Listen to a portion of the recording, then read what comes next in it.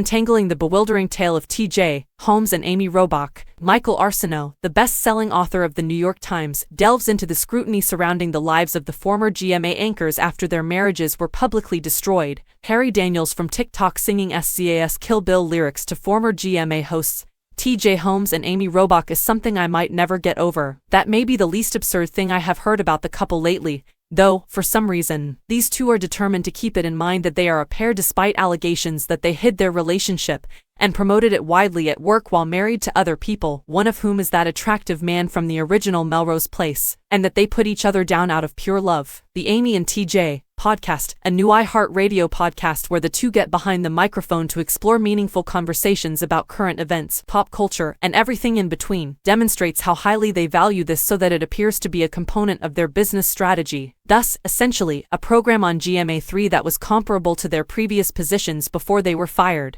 Even though there have only been 2 episodes, everything in between, or more specifically their relationship, has dominated both much of the show and the majority of the headlines it has produced thus far. Robach declared they had endured a year of hell in the premiere episode, while Holmes stated they were the folks who lost the jobs we love because we love each other. That's probably not how HR would phrase it at a BC News. Even while I might personally feel it reprehensible to offend Robin Roberts with any mess, I won't dump on anyone losing their jobs in this economy. I worry that they might be oblivious to the consequences of the criticism their love has provoked, even if they are perfectly free to use their show to make their official couple debut and discuss their relationship on their terms. At the end of the day, we're all just hoping for love, Robach said. Not everything happens when you want it to. When it's real, it's undeniable and something you have to deal with. It's also not simple. Okay, it makes sense, but even while it's possible that you can't always choose where or when to discover love, aren't there better methods to manage it in their case? Even if they are deeply in love, do they really need to express it so openly and loudly? They bragged about proudly attending iHeartRadio's Jingle Ball 2023 in Los Angeles earlier this month on episode 2 of the podcast.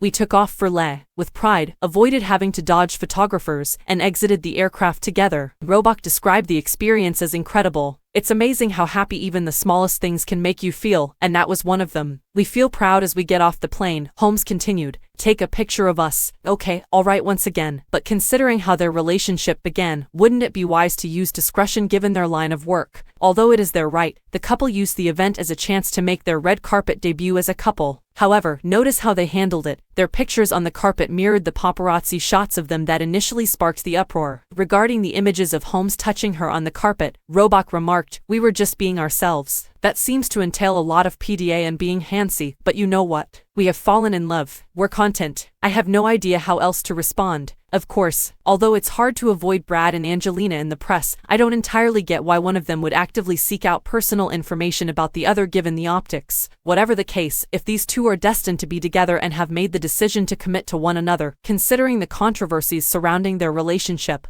even while I can understand how Amy and TJ could believe they are in an untenable circumstance, it is still ultimately their own fault. I don't want to come across as judging since I'm not flawless. Indeed, just like them, there was a time when I felt like the antagonist in an R&B song about short-lived loves. However, I thought they would be more considerate about this, be in love, but for those whose professions are usually dependent on public perceptions of them, showing off your handiness on the red carpet and boasting about your PDA on a podcast that profits off the infidelity that led to the creation of your relationship seems like a bad idea. It sounds arrogant and like it's being thrown in people's faces. To be fair, the two have acknowledged that they were going through divorces when they first started dating, and have expressed regret to their families, but isn't this the very reverse of what news reporters are meant to be doing? From being dependable news anchors, they've transformed into the couple whose song, "I Might Kill My Ex, Not the Best Idea, His New Girlfriend's Next, How'd I Get Here?" makes random people go viral. Although I would never consider myself to be an uninvited job advisor, I would take that as a hint from the general public and modify my strategy accordingly.